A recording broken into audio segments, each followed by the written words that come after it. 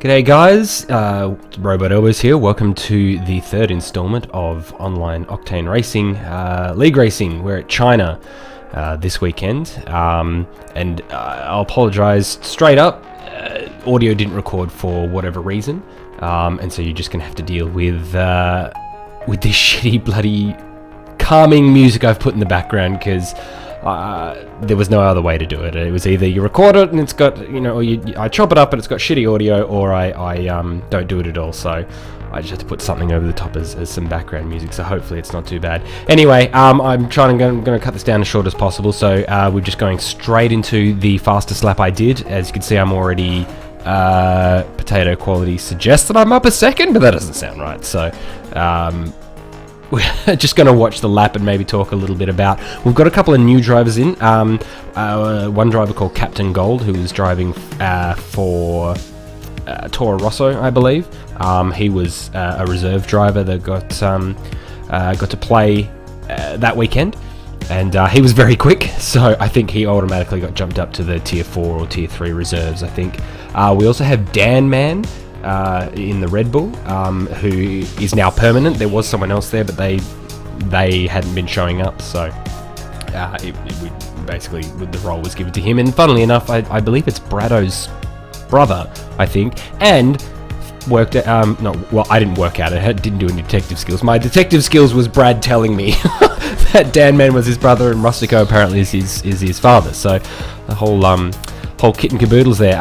Geez, I went really wide there. I didn't realise that I did that when I was cutting this all up and putting it all together. But I think I am about a second up. I think that the current best is a 1:26.1. I think that's what I'm reading. Again, I'll just comment and mention that I've got potato quality preview window here to look at. So yeah, that was the lap. Wasn't bad. I qualified on the softs in order to go longer in the race. A lot of the boys up the front, as you see, Captain Gold, Maserati, Wired Up, Mushu, I think, in there somewhere as well, all went on Ultra Softs, but the Ultra Softs did not last long around this track at all. So we're going to watch Cresty come across the line as well. I think we qualified in 4th, but towards the end we've been dropped down to 11th, as you'll no doubt see shortly as we watch Majomo come round. A couple of people crashed out or didn't manage to put in a qualifying time. No, I take that back. People who put in a qualifying time but retired from the session due to whatever. Of course, how could I forget the other Toro Rosso driver, Hyped Up Gaming. He is original Toro Rosso driver. He just hasn't managed to get a time to race. I'm trying to do this take in one go because I just want to get it done and dusted. So if it sounds like I'm muttering and making shit up, it's because I am. But yeah, it's his first race as well. So there you can see we've got Captain Gold, Mushu, Maserati, and Wired Up, and is that Burner Bear as the top 5. So well done to all of them. As I say, we're starting there in 11th. So we're going to have 5 red lights and away we go. Oswegian having a bad start off the line again, just like he did last weekend. We've got Hyped Up Gaming on our right. He's going to have the inside line as we're catching it up to Wired Up. He goes very wide through there, and we'll take that position. Thank you very much.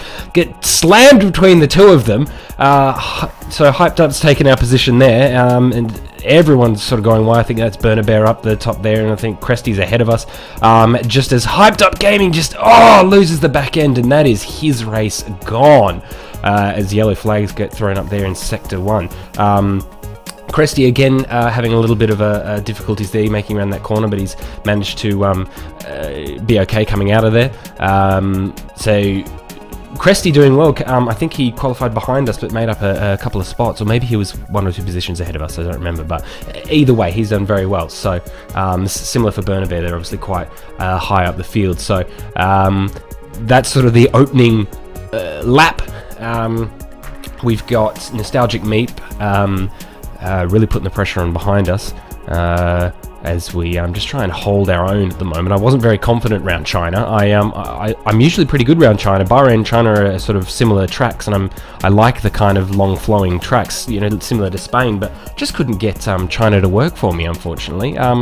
I think it was the mediums. The mediums just would not switch on at all, and that was the strategy for this weekend, was to go from softs to medium, as unfortunately Cresty goes wide at the hairpin there, so we'll take that position and we're up into P5, I think that is. But we come on to the next lap with him just bearing down on us. He's had a great lap through that last couple of corners and dives us down the inside. I see him coming. I give him the space. There's a little bit of a kiss, but he gets the job done. So well done, Cresty. It was a great bloody little move. I actually remember going, holy shit, here he comes.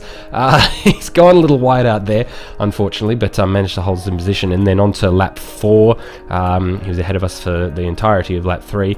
Goes a little wide. I have a bit of a look. Wire It Up has a bit of a spin. I actually don't remember. I don't remember that in the race. It surprised me when I was editing the video and cutting it all up that happened. I don't recall that happening in the actual race. I think I was very focused on trying to chase down Cresty. So he's a couple of tenths ahead of us. I have a little look up the inside. He's gone a little bit wide, and now we're going to be racing down to the fast left hand. He's got the inside line. There's a little bit of side pod touching, I think, here, and but I just back out of that battle. But he goes a little. He gets a back end a little bit out, and unfortunately loses that position. So bad luck, Cresty. Holds on for a little while, I think, but Nostalgic Meat will eventually will take that position of 5th place. Meanwhile, on lap 5, we're chasing Burnabear down in the the McLaren. She's had a not bad exit out of here, but we're going to have DRS down the straight. So let's see what happens here. Got to be a little bit wary of Nostalgic Meat, but I think there's too much of a gap behind with him behind us at the moment. So just think about diving down the inside, and I've touched her. I'm really sorry, Berna. I feel so bad about that. It's made her spin at the hairpin there. I felt so bad. I think I went and apologised on her Twitch channel afterwards. I don't think it hindered her race too much, because I think around lap 4 or 5, people who were on the ultras were pitting that lap, and I don't think she fully spun around, so I don't think I hindered her race too much. But now on what's this, lap 8, I think, Nostalgic Meep has a look down the inside and takes us, but goes a bit wide around the hairpin. Sorry, buddy, you're gonna have to try again. We clashed side pods a little bit there. On to the very next lap, which is lap, oh god, garbage preview window, whatever the next lap is there. I can't read that. It's just squares. Nostalgic Meep having another dive down the inside, and he breaks into the hairpin, but just breaks a little late, and he's been sent wide again. We've got Wire It Up as well, putting a bit of heat and pressure on behind us. Nostalgic Meat luckily managing to hold on to his existing position as he has another look up the inside. He's got us way earlier down the straight, so is he going to be able to hold a position? We've got Wire It Up. Really have to worry about Wire It Up here for taking and ourselves losing 2 places. So Nostalgic Meat, we break very late to try and take the inside line. There's a bit of kissing there, and I've managed to hold on. I think there was a bit of touching, a bit of argy-bargy, but I think it was just a racing incident in the end. I mean, Meep certainly didn't say anything about it. We're just getting very aggressive down that hairpin. I think this is again the very next lap again. He's going to have a crack down the inside, and I just don't have the pace. We've got broken front wing from hitting Burner Bear, and so it's just about damage control at the moment. So I go very wide to let him through, but he's had a bad exit, I think, for some reason. We take the place back again. So he's trying every bloody lap, and I did let him go because he did have more pace than me, and as I said, it was just about damage limitation for me as Wire It Up. No, still Nostalgic Meek, I'm sorry. Nostalgic Meek having a go around the outside at the lap what is this, lap 10, 11? Goes around the outside, and I've got Wire It Up now. Again, keeping the pressure on. I knew I was going to lose that place to him one way or another, and lo and behold, on lap whatever this is, I did. So we pit. Nostalgic Meep ahead of us a little bit is pitting as well. He actually has to serve a 5-second stop and go penalty for that. When I went wide to let him through, apparently we touched enough that he got received a 5-second stop go penalty. I didn't realise this till afterwards, but I actually thought the pit crew were going to repair my front wing, so I was prepared for that to take a lot longer.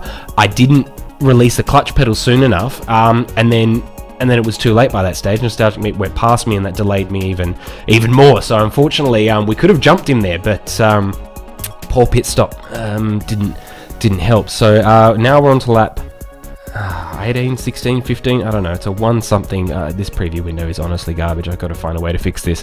But the purpose of this thing was that we have Wire It Up behind us. Yeah, quite far at my bum. So he's gonna not dive us down, but he's gonna take us down the straight there and quite comfortably get around the hairpin. We're not battling Wire It Up, so I didn't battle him for that one. He can quite happily have that position. I think on to lap 24 now. We've got Brado. Again, it's just damage limitation. I'm squeezing him down the inside. I think there was a bit of touching there, but he's gonna get the move done. And again, I'm not gonna challenge him for it. I'm just got no pace. I'm on mediums. I've got damaged front wing. I'm not getting those around the corners. I have a little look around the inside and think about it maybe, but just decide to let Brado go. So that's effectively the race. I have Maserati pressuring me behind me, but he never really seems to close the gap. He probably needed another couple more laps than he could have, but that was the race. That was China. That's going to be P8, I think, for the Chinese Grand Prix.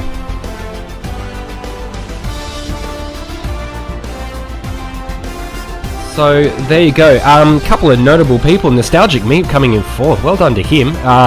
Mushu back in the spot that he belongs in P1, Captain Goal again. As I said at the start of the race, very strong driver, came in at 2nd, and Wired Up in 3rd again. So consistency and strong driving gets you in those podiums. Unfortunately, just a bad weekend for me, but there you go. So you won't be seeing Captain Gold again, unfortunately. He's been moved up to, as I said, in Tier 3, but congratulations to him. Congratulations Mushu and Wired Up, and well done to Nostalgic for the great battle that we had on the first couple of opening laps. So, yeah, there you go. There's the final results. Yep, that is P... What is that? No, that's P6 for us. Oh, okay, P6. I thought it was P8. Okay, there you go.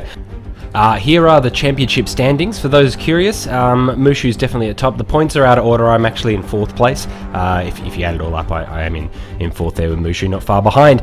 We get points for qualifying, so I am in 5th place for qualifying points, with Brad leading the way there as the fastest qualifying times. So thanks again, guys. We will catch you for Baku. See you then.